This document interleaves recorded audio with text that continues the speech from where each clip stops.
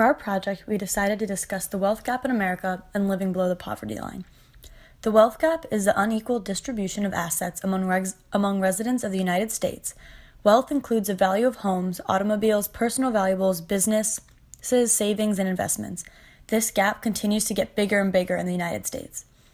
Poverty is a state of deprivation, lacking the usual or socially acceptable amount of money or material possessions. Currently in the United States, for a one-person household, the poverty line is at $12,140 per year. Now we're going to go into the scale and scope of this issue. So there are roughly 40 million people in the United States who live in poverty. And of those 40 million, 17 million children are living below the poverty line, which is about 20 to 25% of children in the U.S. Of all of these people, roughly 80% of the people in our country are living paycheck to paycheck. We wanted to talk a little bit about the difference between absolute poverty and relative poverty. Absolute poverty is a lack of basic necessities like food, clothing, and shelter, whereas relative poverty is a numeric comparison to others in society. Usually that's talking about the average. Also, there's a difference when talking about absolute child poverty, which is in the U.S., children living in households where there's less than a $5,500 income per child. And then relative child poverty refers to a child living in a household where the disposable income is less than half of the national median income. And in the United States, that median income is roughly $23,000.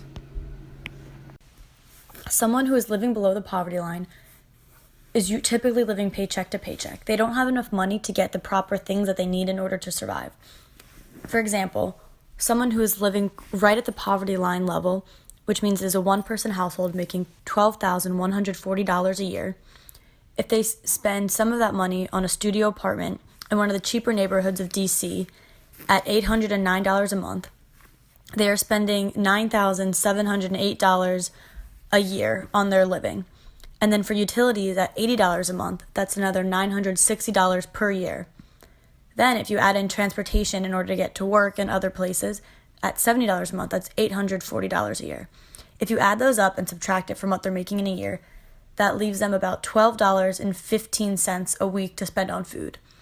There's barely enough money in order to have proper grocery with nutritional and balanced meals. And along with that, there's definitely no money left if this person gets sick or for clothes or any sort of entertainment. Now we're going to talk a little bit about the significance of the Gini coefficient in the United States. The U.S. Gini coefficient has been around 0.45 for the last 15 years.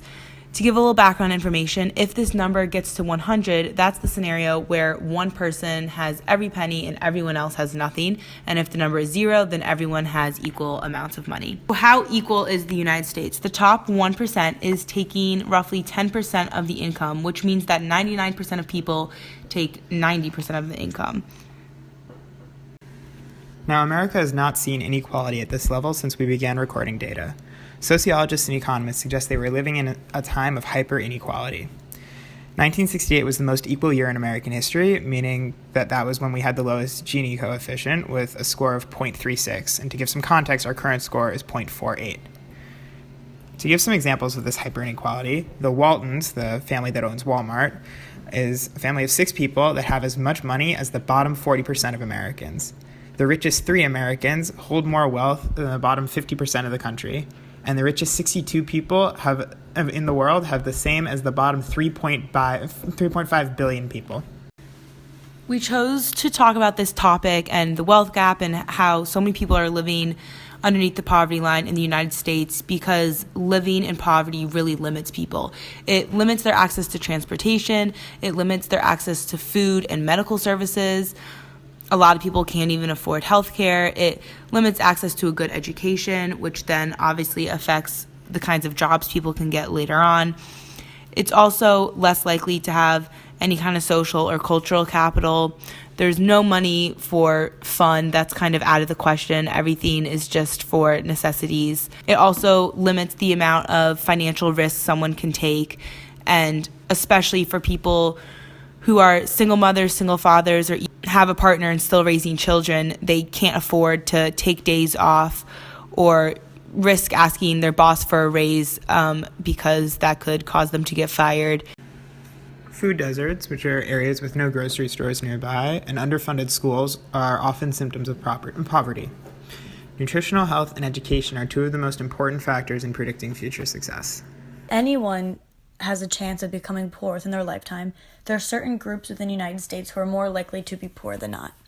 These include minorities such as Blacks, Hispanics, and Native Americans, single moms, uneducated people with less than a high school diploma, elderly people with substantial medical expenses, people in the South, disabled people, and people who come from poor parents. So we've identified a problem. Now, why haven't we found a solution? It's becoming harder and harder to get out of poverty. Inequality is at an all-time high since the Great Depression, while economic mobility, which is the ability to improve one's economic status, is at an all-time low since then. In our current service economy, workers have much less power and employers have much more than in previous configurations of our economy. A higher percentage of incomes fall below the poverty line today than 50 years ago. And as these metrics and statistics rise, more and more people become affected, meaning each of you are more likely to know someone affected by poverty and wealth inequality or be affected yourselves. While some people, such as J.D. Vance, the author of Hillbilly Elegy, are able to escape poverty and move up in status, it is not everyone. With such a low rate of mobility in the United States, it is very difficult for those who are born into poverty to escape it. The increasing wealth gap is an issue that is only getting worse in this country, and there needs to be change.